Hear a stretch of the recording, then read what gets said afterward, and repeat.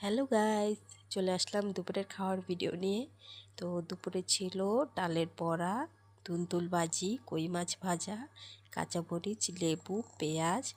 তো প্রথমেই আমি ভালো করে লেবু চিপড়ে পেঁয়াজ দিয়ে ভালো করে ভাতটাকে বিলিয়ে তারপর একটু ভাজি দিয়ে একটু মরিচ দিয়ে আর একটু বড়া দিয়ে খেলাম। মানে খেতে যা এত মজা হয়েছিল।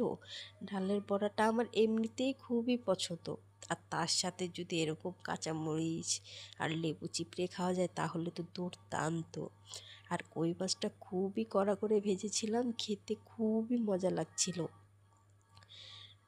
ডালের সাথে সুন্দর ধনেপাতার একটি ঘ্রাণ আসছিল, আমার খেতে তো বেশ লাগছিল।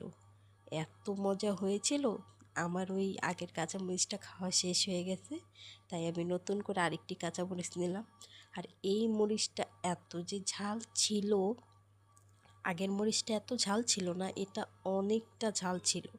তো আমি খাচ্ছিলাম, মানে ঝাল ঝাল ভালোই লাগছিল, তো খুবই মজা লাগছিল। তো শেষে আমি একটু ডাল নিলাম, ডাল নিয়ে কাঁচামরিচটা ছোট ছোট করে একটু ভেঙে ভালো করে মাখিয়ে খাচ্ছিলাম। মানে ঝাল ঝাল ভালোই লাগছিল।